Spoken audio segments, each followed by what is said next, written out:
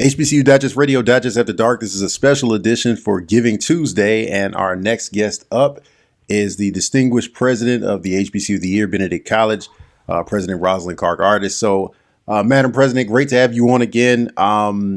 So today is the big philanthropic day for HBCUs. All over the country is Giving Tuesday, but you guys have built this as HBCU Giving Tuesday. So obviously, you know, we know why philanthropy matters, but what are some of the specifics that stand out for you and the Benedict community where gifts matter and what they actually support? So gifts matter in every possible way. For the institution, we think about infrastructure, technology, and investments in our facilities. But on a more granular level, we think about direct support to our students. Scholarship assistance is needed. So many of our students are first-generation, low-wealth individuals who are Pell dependent. As the federal government jockeys back and forth with Pell grants and student loans and work study, scholarship aid to students becomes even more critical. Talk about some of the differences between philanthropy for public institutions and for private institutions. We obviously know that public schools get appropriations from the state government. That's taxpayer-funded dollars. But when we think about giving to private schools specifically, why that's so important, even just for operationals, let's not even think about endowment. Let's not even think about scholarship provision, just for operations of a school. How do those dollars break down and make such a big difference? They go directly to the bottom line, Jared. We know that institutions continue to struggle to simply make ends meet, very much like our families in this country. Our institutions have to pay utility bills and all sorts of other both direct and indirect expenses to keep the lights on, literally and figuratively, without state support, without that state subsidy that comes to state institutions, without even really having to ask, short of meeting metrics. Our private institutions are left to their own devices to ensure that we're able to meet our obligations and provide a high-quality education for our students. So for private institutions, I dare say that contributions are even more critical. Now, Benedict has had a lot of success over a lot of areas over the last 2 years, especially since your tenure. But one of the ways that the school has really done some really marvelous things is encouraging more alumni giving. The alumni giving rate is up. Overall dollars are up. What has been the secret for Benedict to really engage with families and organizations to get them supporting the institution? Well, I'll tell you that the secret sauce at Benedict College preceded me. This institution is celebrating its fifth consecutive year of $1 million or more in giving from alumni alone. This past year, we saw about $1.34 million come directly from our alumni. The institution has about 17,000 alumni across the country, and so you can imagine that per capita, they are punching significantly above their weight.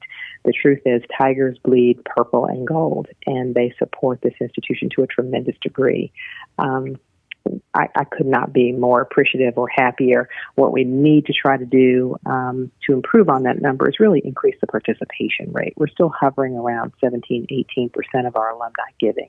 And when you think about 17 to 18% accounting for nearly $1.5 million a year, 4% of our annual budget, imagine if we could double the participation rate, what that would mean to Benedict College. So that's really our goal as we move forward, increase participation at any level. Let's talk a little bit about that, because Black folks are among the most philanthropic ethnic groups in the country, right? We give through church, we give through fraternities and sororities, we give in a lot of ways.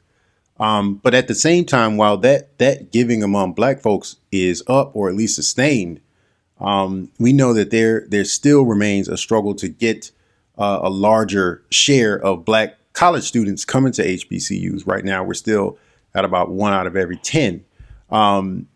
So do you think that there is strategy? Obviously, there's strategy in building enrollment. But are there any measures that we take to get to communities or Black folks who may not have intimate ties to HBCUs? And if so, how do you do that? So I think that the reality is the appearance of choice for our Black children to go to any institution their heart's desire and their academic capacity, their intellectual capacity allows them is a bit of a myth. We know from what we're seeing across the country that our students still are not wholly welcomed at a majority of PWI institutions in this country. However, those institutions are so much more well endowed that they're able to compete for and attract our best and brightest kids of color. They're able to offer them full scholarships. They're able to offer them housing. They're able to offer them, tuition fees, room, board, books, you name it, a full package. Very few HBCUs, particularly privates, are able to meet them in the marketplace to that extent because, as we discussed earlier, private institutions, that's actual cash to the bottom line. That's not a write-off. That's not a subsidy. That is actual cash. We have to have the money available to fund those scholarships.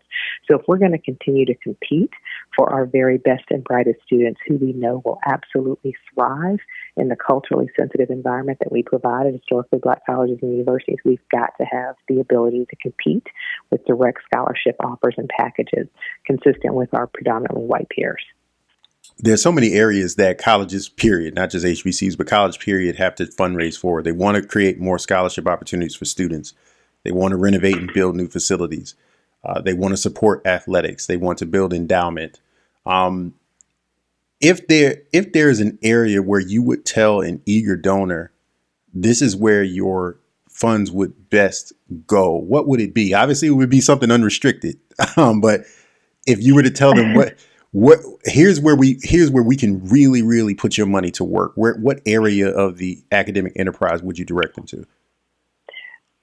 Academic enterprise being key technology. Mm-hmm. We absolutely have to update our labs, our technology infrastructure, and our facilities. To do that, certainly we can establish designated funds for the upkeep and maintenance of our facilities. We know that it's an arms race. Our students deserve the very best in terms of facilities to compete in, to learn in, to grow in, and to discover. And we simply have not been able to keep pace because of literally generations of underfunding for historically Black colleges and universities. So if I had my greatest wish, it would be that our alumni, friends, supporters of historically Black colleges recognize and appreciate the extent to which we absolutely need investments in our infrastructure in order for us to keep pace with the 21st century technology-driven economy. So many alums and friends want to have control over their philanthropy. Mm-hmm. That's to be expected. People want to know where their money's going. There are lots of ways to ensure that your money goes where you intend it, right? You can create an endowment, designate, describe how you want your money to be used. That's a binding legal document, and it will survive long into the future beyond any presidency, beyond any administration. And so I would urge alumni and friends who have a heart and a mind and the capacity to be able to make gifts to our institutions to own your philanthropy. Designate your dollars where they can be most impactful. Again, my preference would be for infrastructure support. We laugh, we talk about things look just the way they did when I graduated. That's not a good thing, right? That's not a good thing that our dorms still look the same as they did when we graduated, or that our labs still look the same as they did when we graduated. We want our institutions to grow. We want our institutions to be consistent and competitive in the future. In order to do that, we have to have those critical infrastructure dollars. And where would you direct people to give? And we so much appreciate your time, especially on Giving Tuesday. But where can people find more information and really plug in to give those dollars today? Listen, www.benedict.edu. You can text to give. We're on Facebook. We're on Twitter. We're on Instagram. Search for the best of BC, Benedict College, and you will find a way that is convenient for you to give. And in keeping with my colleagues here, you know that there are several of us college presidents, HBCU presidents, who've gotten together to support one another's institutions. Yeah. You saw my good buddy, Makola Abdullah, a president of the year in his own right, stand up and make an appeal. Support the HBCU that's in your neighborhood. If you didn't graduate from an HBCU, or if you are a friend of HBCU, support the HBCU closest to you. Support your alma mater if you had the honor and privilege of going to an HBCU. And support Benedict College. I wouldn't be the president of Benedict College if I didn't say, first and foremost, support Benedict College. Are you going to throw shade like Dr. Abdullah did? He was shading Norfolk State and Virginia State, and Virginia Union.